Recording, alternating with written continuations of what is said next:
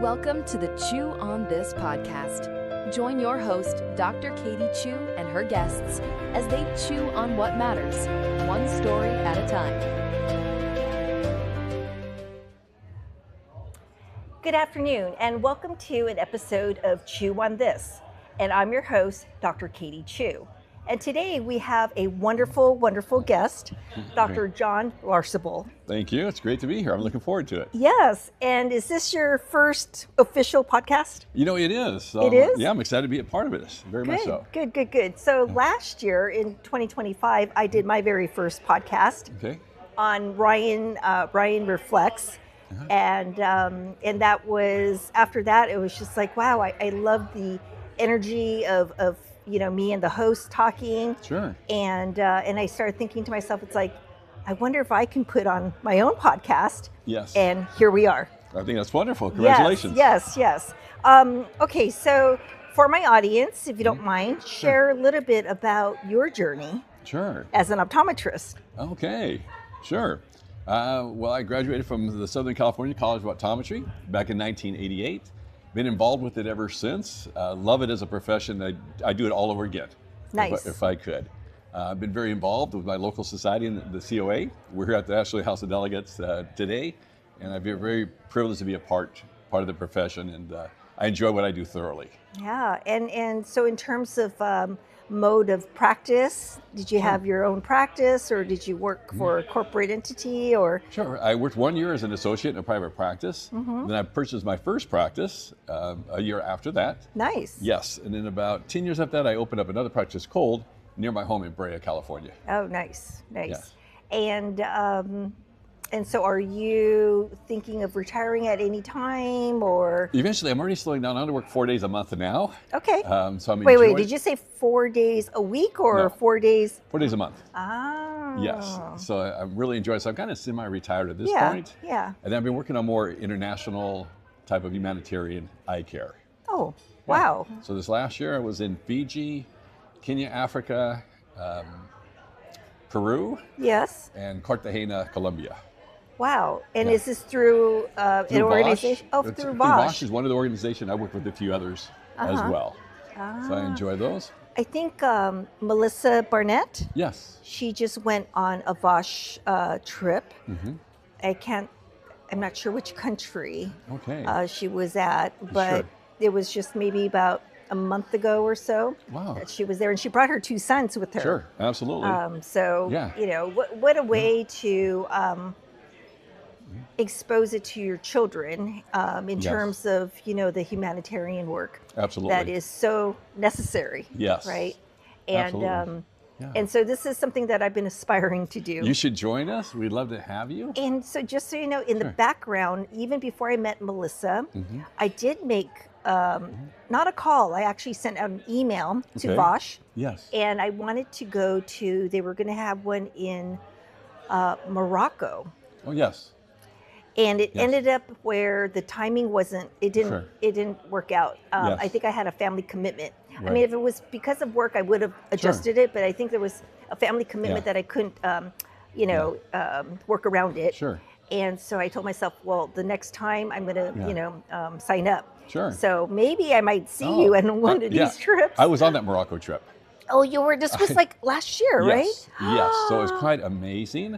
Actually, I flew in a few days early to go to Casablanca. Yes. So I could see that before. And then we went to a town called Tantan, which is very more remote. Yes. I'll be honest, I was a little concerned because they said while we're on the plane flying that we're going to see children. Well, I've overseen the screening of about 400,000 children in Southern California over my 30 years of practice. Yeah. And about 15% of the kids have problems here in the States. Yeah. So I thought, wow, there were 40 of us on that trip. I thought, that's a lot of people to go to only help 15% of the population. Yeah. Well, that's how it is here in the United States. But over there, 80% or more of the children had visual problems. Wow. They had high astigmatism, high nearsightedness. I was shocked and happy we were seeing the kids because there was a great need there that I didn't anticipate.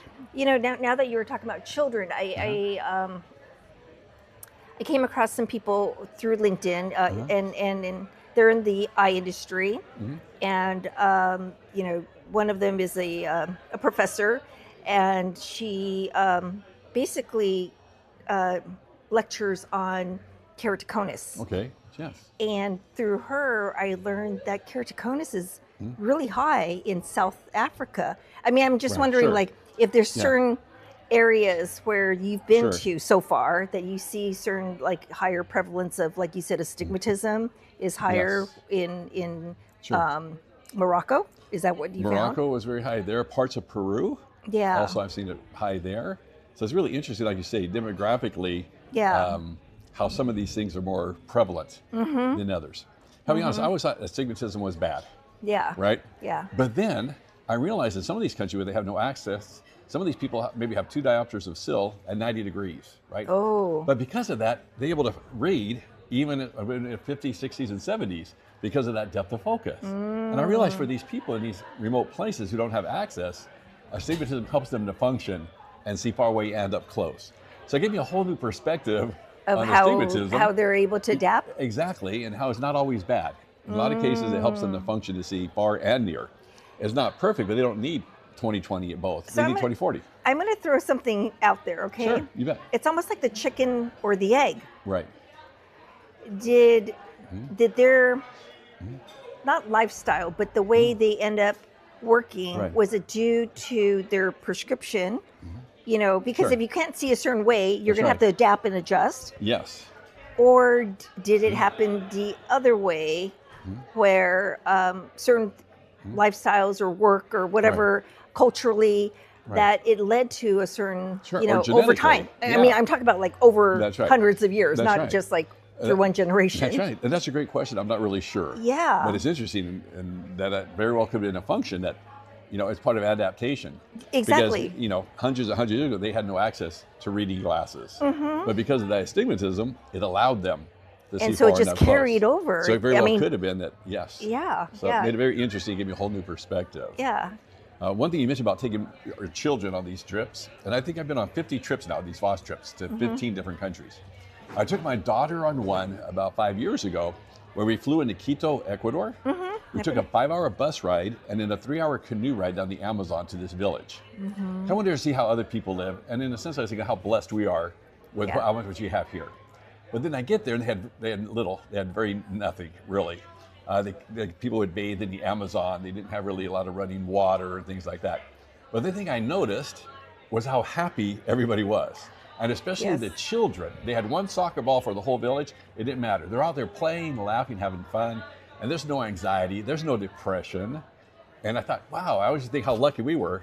Now I think how lucky they are. Maybe those are the lucky kids. Yeah. Where they don't have all these material things. Yeah. And they're just ecstatically happy. Yeah. So it gave me a whole new perspective. I was just thinking for some reason, you know, when we, raising my kids, I'm like, I used to say, hey, there's no cell phone envy in this household, right? Yes. And I was just thinking, like, there's no soccer ball envy, right? There's one soccer ball, and everyone's just feels so blessed. They probably feel very blessed that they have that one ball to share. Absolutely. So it gave me a whole new perspective on, you know, having all these material things doesn't always make us the lucky or the blessed ones. So here we are. We're going to be pulling some questions. Okay. Some hard questions and some easy, soft questions. This is your bag. Okay. All right. Thank you. And so what led me to pull these bags out is because, you know, we're talking about being blessed, right? Sure. Absolutely. And so some of these questions are going to remind us that we are truly blessed. So you are my guest. You're going to pull one of the questions out of the easy bag, the soft chews. Those are the ones that are easy to swallow. Yes. And we're both going to take turns answering that question. So I don't even know what they are. So you're going to need to read that question to me. If you could take a month off tomorrow, where would you go? Okay. Are you asking me? I'm asking you first, and then I'll follow up next. I am going to go to Morocco. Okay. You'll love it. I want to go to Morocco. Yes. You know, it sounds weird, but not weird. I am a very visual, you know, person, and senses are very important to me. And so I think whenever I look at pictures of Moroccan people, the colors, the richness, and their eyes, I feel like there's so much that is being pulled, like from, like I'm being drawn to Right. want to know and learn more. Yes. But I can't just through books and pictures. Doesn't do it justice. No, and so that's why there's this feeling like I need to physically be there Yes. and touch and smell and Right. hear and Right. see. And so, yeah, it would be Morocco. I think Easily, Morocco- hands down. I can tell you, you're going to love it there. And Yeah. I can see you there enjoying the whole experience. I can see myself now. That's Yeah. right. It's all the senses there Yeah. are maxed out there. It's so many things to see, to touch, to feel, to smell, everything. Yeah. It's just incredible. Yeah, Yeah. I came back from India about 2 years ago, and the people, it's just, that was Right. one of the best trips of my life. Yes. And so yeah, Yeah. I can't wait to go to Morocco. Yeah. Yes. Oh, that's wonderful. Okay, your turn. I would probably go to southern France, because that's where my father was from originally. Oh, He was born there and immigrated here as a Basque sheep herder, 70 years ago. so your last name is French? Larcabal, French Basque. Ah. Yeah. So the Basque people are between Spain and France. Okay. They have their own culture, their own language. It's the oldest language in Europe, and they don't know where it Okay. came from. So Okay. that's what my dad is from. That's where he was So born. what is the language called? Basque? Basque. How do you spell that? Basque. Basque. Yes. Okay. Did you Yes. know? I'm Yeah. going to say this. This is my first time hearing Really? that language. Yes. So it's the oldest one. It's very unique. Yeah. And yeah, the people have a lot of distinct culture, and that's where all my cousins and my uncles live now. So Okay. they all live there. So I my dad see. immigrated here, but my cousins are there, so we try to go back and visit them periodically. Mm. It was interesting. The house where my dad was born, it's still there. They don't know how old it is, but in the 1770 census, they mention it. It was already there. Oh, So it's older than the United States. wow. Yeah, so it's, yeah. And that's the house he grew He was up born in. Yes, exactly. He My was cousins born live in in. it now. But the things I like about there is they put, like, I want to say family first. You go to a meal, you're going to spend 2 hours there at least, if not 3. And they just, spend a lot of time together. Yeah. And I really appreciate that, where Yeah. they kind of set aside all the hustle bustle of life and just enjoy family and time Yeah. together. And there's so Yeah. many beautiful places to see all in that region. So I would probably go there and visit family and enjoy the culture. So when you say it's right at the border of Spain and France, Yes. is it in France or is it Yes. in Spain? Yes, it borders it. It straddles both. Yeah. So, So when they you have- send a piece Yeah. of mail or package, what country do you put? I put it France because we're on the French side of the Oh, border. so it is on the French side But of a the half an border. hour away is the Spanish side. Okay, so it is on the So French both. side. So I Okay. took my daughter a few years ago. We watched the running of the bulls, if you've heard of that, in Pamplona. That's on the Spanish side. It's kind of a big event that they do every year where they run down the streets. Yeah. The bulls chasing them and things like that. Wait, So they have you a- and your daughter did that? Well, we went and watch it. We didn't run with them. I'm thinking you Yes. guys were running. Yeah, we observed it from the sidelines. I can hear her Yeah. going, Dad, come That's on. a hurry. That's right. All you have to do is outrun the slow person, you're going to be okay. But but we had a really good Yeah. time. So it has a lot of interesting cultural things to see there in history. So we really enjoyed that. Yeah. So, okay. Okay, your All turn. right. A hard one. A hard chew. Here we go. What responsibility in life has shaped you deeply? So not event in your life, it's what responsibility in life has shaped you deeply. I would say probably that as a father. I would have to I was going to say parenthood. Yes, because that puts a whole new perspective on Oh. things. It's funny, you see your parents and how they deal with everything, but it's not until you're a parent that you start to appreciate them and and their dedication and their love and the life and all that they do for us as their children, and then as we in turn for our children. So of course, it gave me a whole new perspective on life as well. Yeah. Yeah. I mean, I'm going to go a little bit deeper Okay. into responsibility, right? Sure. And it's something as simple as losing your child Oh, at like I lost my older child at Disneyland. right. Okay. You know, and that feeling of terror Yes. sets in so quickly. Absolutely. I Yeah. mean, I was mortified. Like, Yeah. oh my gosh, where's my daughter? Right. Right. And it was probably, How old I mean, at that time she was 5. was she? Okay. Wow. And yes. my little one was 3. So Okay. the 3-year-old was in the stroller, Sure. Yeah. asleep, Right. and it was just me and my two Yeah. girls Sure. at Disneyland. Okay. And so there was a street performer right in of the course. middle of Yeah. Main Street, whatever. Sure. And so I push the stroller up so my daughter can stand and just watch. Right. And somehow somebody next to me asked me a question. I turned to talk. Sure. And then I came back to watch Right. the street performer with the stroller in front of me. Right. And my older daughter wasn't standing there anymore. Oh, that's. And I scary. was like, yeah. But Yeah. we, you know, fortunately, like 20 minutes later, or maybe 30 minutes, it just felt like an eternity. Right. Somebody found her walking down the street. Yeah. You know, she was actually looking for me because I guess somehow Sure. when I turned around, she didn't see my head or something, so she started looking for me. Wandering down the hall. Yeah. Yeah, but like I said, Yes. The longest 30 minutes of your life, right there. so it's the responsibility of somebody else, No, that's right. Right? Totally dependent on you. totally dependent Yes. on you, is just Right. life-changing. Yes, for the better and the worse. It's Yeah. definitely Oh, I life didn't say changing. life-changing. It said shaped me deeply. Oh, yeah. Well, it scarred me. No, just kidding. That's right. You kept an eye Okay. on her after that forever. All right, you do it Another one? easy. Okay. Yeah, because we both answered. It was parenthood for sure. What's your go-to comfort food after a long week? I have multiple Okay. ones, but I'm going to have you answer that one first. Do you have one? I do. Probably a ribeye steak, medium rare. Yeah, mashed potatoes and vegetables. It just, I try to treat myself on something like that. So Yeah. I grew up on a farm where we raised cattle. Yeah. And so that was just something we had on a regular basis when I was small. Yeah. And it just brings a lot of comfort as well. And Yeah. good memories. I love ribeye. I Oh, love yes. ribeye. And for me, I actually have several different comfort foods.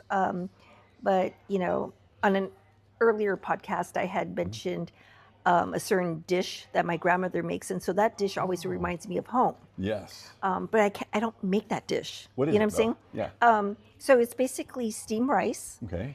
And she takes pork, ground pork, Right. and she cracks an egg into the pork, and she puts some seasoning Sure, into yeah. it. But she'll put the whole thing onto the top part of the rice as it's steaming. Yeah. So then it'll steam the meat as well. Oh, okay. And the flavor from the pork just starts to Right. go Seep into through. seep into the rice. Right. It's just delicious. Oh, it sounds like it. and, Yeah. and very simple, but Right. that's grandma, you know. That's right. And but I think after a long week, a comfy food that I can make Right. is soup. I mean, any type of soup. Uh-huh. It'll just warm Sure. my stomach, my soul, and Yes. and it's like chicken noodle soup. Sure. You know how if you're not feeling too well, you know Yes. that always makes you feel good. Sure. I would say soup is That's a for good me. one. Yeah. Will you make the soup or you open up a No. can? I would make. Wow, I would okay. make. Yeah. Nice. Yeah, I would make soup. I love making soups, and I think that's why I put so much heart into making soups, is because I know that when I drink it, it's very fulfilling. Yes, no, comforting. Literally Yeah, fulfilling. yes. Absolutely. So that was a easy Wasn't it one. an easy one? All right. Yes, it was. What value do you protect most fiercely now? Oh my goodness, this is a hard one. Well, Yes. hence hard shoes. That's right. What value do you protect most fiercely now? I think I know it for me. Do you? Let do me you hear need- yours first, and then I'll give that a moment for me to ponder that. For me, it's integrity of the word. Oh, yes. You know, Sure. I feel like there's written words, right? But I Right. feel like the spoken word, Yes. people are so quick to say something sometimes, Yes. and afterwards they feel bad Sure. because they realize that they didn't mean it, Right.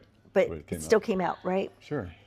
So I've been more mindful, more practicing these last few years on making sure that the spoken words from me are always going to be based on integrity. Right. Yes. That's really good. Yeah, because Sure. I read somewhere, I can't remember where, but words are like how did it framed it as a word is like a double-edged sword, Right. right? Yes. It can hurt Right. you or not hurt you. It can protect right. you or hurt Hurt you, you, right? both. Yes. And so I'm after reading that, it reminded me that I need to practice. Sure. Yeah. Oh, that's yeah, really be good. more mindful. Yeah. Mine, I would probably say honesty. I Honesty? think there's a lot of, in the world out there nowadays, everybody has their own, I don't want to say agendas, or the way they look at things. And not that they're being dishonest, but you take the same facts and kind of prove whatever point you want. Yeah. But I think just being honest to yourself, of course, but then also just trying to convey honesty in all that you say and that you do. To me, I think that's important nowadays. Yeah, yeah. I think all of this kind of comes during, how should I say it? Like, I think we grew up around the same generation, right? Safe to say, right? And I think that that's something where I feel like it needs to be passed down. Sure. Yeah, and it starts from the home. Very much so. You know, the integrity of words and honesty and respect and all these things that I feel like we were taught, but sometimes it gets lost in translation as the generations get further and further away. Yes. Right? No, very much so. I remember one instance where my father was selling some of our cattle to the dairymen because they were going to become milk cows. So they're out there and they're talking and they come up a price, and then they shook hands, and there were no contracts. That was it. That was their contract, and it was unbreakable, and they lived up to it, and that's all that it took. Yeah. Today things are different where, there's a million contracts, but back then your word, and your handshake was the deal. Exactly. And I miss that. And it's interesting that you just brought up like contracts like in the written form. Right. Even to this day, a contract with written words that you can see can still be debated on or contested or questioned. Right? Isn't it sad but true? Absolutely. It's so strange how it's become that way. It has been. Back in the day, I just have a great respect for them that just that was it. If you said that was it. Yeah, and there was I'm going to use this word, a sense of purity to it. Sure. Yeah. Right? Very much so. It was very pure. That's right. No noise. No. It was no. All right, I think that we tackled that hard one. Okay. You could pull a soft one. Okay. And I love then the soft ones. You like the soft ones. What's one hobby you wish you had more time for?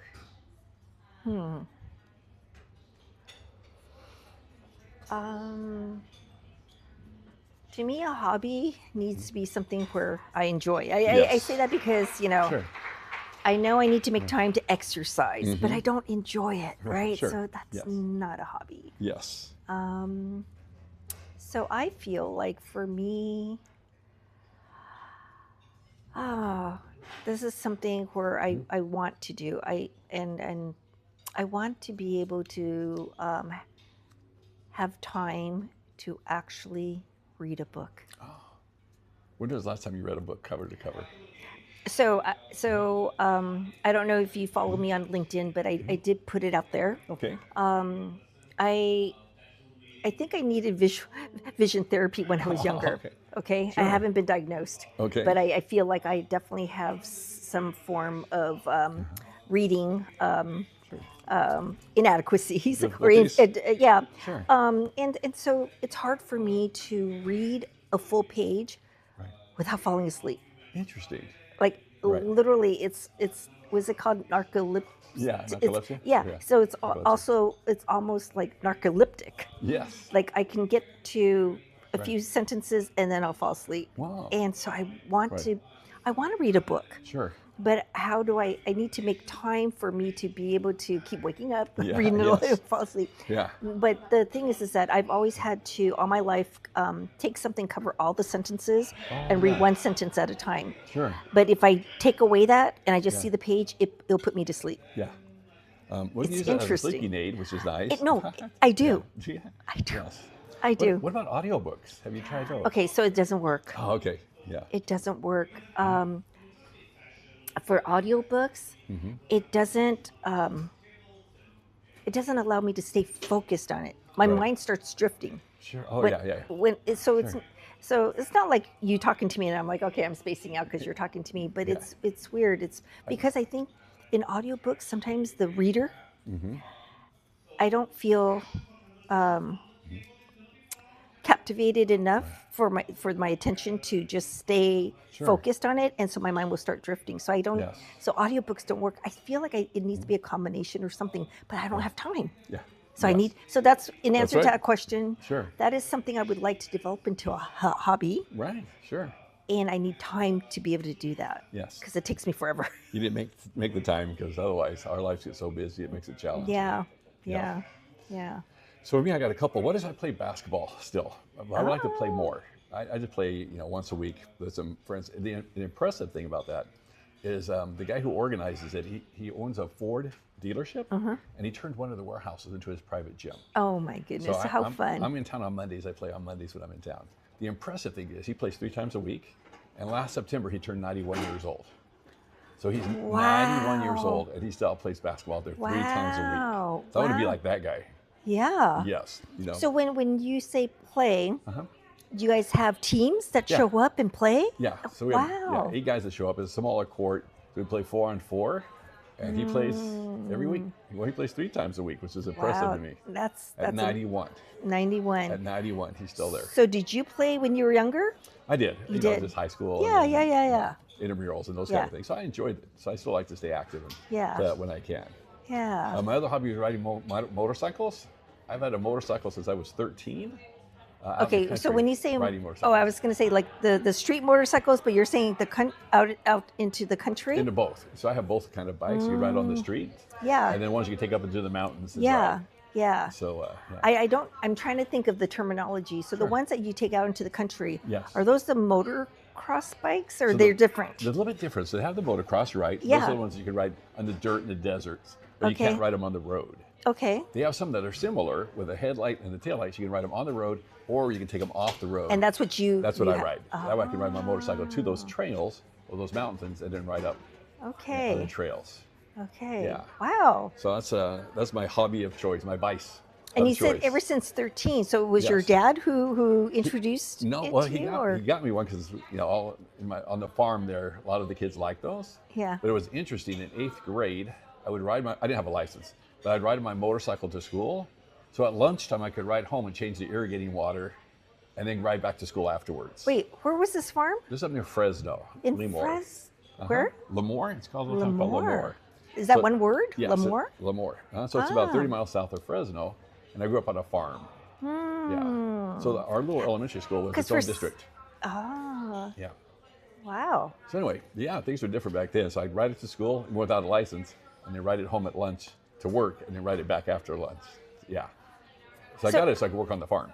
Okay. Well, let me ask you this. Sure. On the farm, how many different types of animals did you guys? Well, mostly just cattle to raise and sell, but we'd also raise like a pig for meat for our family. Just and then chickens or no? For eggs? We didn't do the chickens. You didn't do the chickens. No. Ah. So those were our animals of choice. Yeah. Yeah.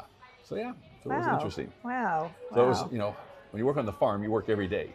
Yes. So we didn't take vacations or anything like that because you got to feed them every day. Yeah. The cattle, things like that. Yeah. But I think working on a farm probably taught you, discipline. Like you had to be disciplined, right? Discipline and a work ethic. Work ethics and to wake up early in the morning and then get everything done before sun goes down, right? Because we'd work before the school bus come to pick us up. Yeah. And then when after dropped us off. Yeah. As well. Wow. So, I never knew about that aspect. It motivated all of us to go to college, so we get off the farm. Did all your siblings? Sure. All of us went to college. Oh, yeah, absolutely. Yeah. So then who helped your parents? Well, afterwards, my dad sold the farm when he got older and stuff. Yeah. Okay. What does personal growth look like for you today? What does personal growth look like for you today? Personal growth. Well, I think this, the thing is, I grew another inch. Is that what they mean? No, just kidding. Personal growth look like for you today? I think there's different areas. So for me, personally, physically, I guess I try to stay active. Okay. So I can try to set goals physically to, at this point, I'm not going to be Arnold Schwarzenegger, but I want to be healthy so I can play basketball when I'm 91, that kind of thing. But then mentally, I try to read more books now. I do the audio books now because I can do it while I'm walking my dog. So I walk my dog every day for a couple of miles, and I can listen to those to try to multitask a little bit. So I try to do some of those kind of things in growth where you can keep learning and keep growing. And that's so those are kind of the main kind of things I'm working on currently. So I'm emphasizing looking at today, right? Yes. And I think part of the personal growth is that I'm trying to have a better understanding of me. I guess I'm still trying to understand my purpose. I have a feeling I understand what my purpose is in life, and I'm trying to expand it, meaning that how am I going to leave a legacy, right? Yes. And so, but this is not a professional growth. It's a personal journey, right? Of leaving something, right? And so that's where I'm growing. I'm trying to understand myself better as to what my purpose is, right? And because I feel like I understand what it is, and I'm trying to put it in motion, but I also feel like it could be fluid because I'm still growing, I'm still learning, right? And so, but that's where I am today. Yeah. And what would you like your legacy to be? My legacy, I think my legacy is to have an impact on both the young and the old. The impact on the young is to remind them that they have a voice. And that to stay strong and to stay hopeful and dream. Well, that's good. And dream. Yes. That's my legacy. And the words I'm choosing right now to describe for the young, I'm putting that out there in my children's books. Oh, okay. And I was abused as a child, so that's why there's those things. Right. So through my children's books, I want to remind children that they have a voice. They can be courageous and they can be bold. That's wonderful. Absolutely. Yeah. But the other part, I want to have a legacy in terms of impacting adults and that's why I chose children's books, because I could have done a memoir that went into details of my journey or whatever. But I thought, what would be the best way to handle where the young and the older will both be able to have a message come across, and that was a children's book, and it's because the adult needs to read the book to the child, because it's written for 4 to 6 year olds, right? At that age group. The adult reading it, and that too can and go from that. Yes, that's great. Yes, because in the dedication, about the author, my subtle messaging there is to remind the adult to show kindness. Yes. Yeah. That's wonderful. That's the bottom line. That is the legacy. And the podcasting, it's really for me. It's not the legacy. The podcasting is really for me because I know that I have stories to tell. Yes. And because I'm aware that I have stories to tell, that it makes me very empathetic and sympathetic of others, right? Right, sure. And so if I have a story to tell, I'm sure you do too. And these stories are beautiful, right? And none of us should ever feel like they can't be shared. So my whole lens on this podcast is for it to be a safe space for everyone alike, whether we're in the industry or outside the industry, to be able to take off our professional hat, because not necessarily take off, but like we're one person. Yes. We're everything. Yes. And so I just feel like this should be a space where we don't need to compartmentalize our voices. That's good. Right? Yes, because like I said, all those are parts of us. Professional is one part of us. There's also the personal, all these other aspects of us as well. Yeah. That create the whole person. Yeah, exactly. I I feel like this is a time, and I want a space for us to show up and talk about ourselves, because we're beautiful people. Yes. We are beautiful people. Yeah. So Years and years ago, I did a little interview with my parents with VHS. How far back it goes. I cherish those now because, now they're both gone, but, to hear They were their like stories. this big, right? The VH yeah. cassettes. Oh, yeah. Cameras, yeah. But it was huge. But now, like you said, those are things that really matter. Those are things I cherish now is, hearing their stories and how, why they did the things they did and how they thought. So I think it's a great thing that you're doing because it helps to, immortalize that just a little bit. Yeah. And whatever you're saying is going to live on forever. So it's going to be on the internet. That's right. That could be a little scary, but it's going to be good. I wanted to thank you for spending the afternoon with me. I enjoyed it thoroughly. Thank you for inviting me. Yeah, I feel very blessed that I have people in my life, and I am going to bring this up, and it is going to end up living forever on the internet. Sure. When I got diagnosed with cancer, breast cancer in 2012, yes. In terms of professional people, right, sure, you were the first person I called. Really? Oh, thank you. I don't know if you remember. It was a while back. Yeah. You were the first person I called. Well, thank because you. as a small business owner, right, and when you get this diagnosis, so it turns your world upside down, and there's just so much of unknowns. Sure. And I didn't know what was the next step for my practice. Right. But it wasn't even my practice, it was my patients. Oh, sure. Who's going to be seeing my patients? Right. Right, because I had so many doctor's appointments and a whole list of stuff I need to show up for. Yes. And I thought, who's going to take care of my patients? And so I called you to ask you how you can help me, like in terms of navigating this. Yes. And you helped me navigate through finding doctors to fill in for me. Well, and so I was gone for my practice for 4 months. Right. 4 months is a long time. It's a very long time. Yeah. And but thank you. Oh, and I don't know if you remember. It was a while back, and yes, I'm always happy to help colleagues. I'm glad I was able to help a little bit. Yeah, and there was Ed. Is it Nami? Nami. Yeah. So you guys were, We were good friends. So yeah. So thank you. Oh, my pleasure. I'm glad that worked out well. All right. So, okay. So we're going to wrap it up. Thank you again to all of my listeners for joining Chew on This, and always remember to live purposefully, see the world so clearly, and continue to lead boldly. All right. Take care. Thank you.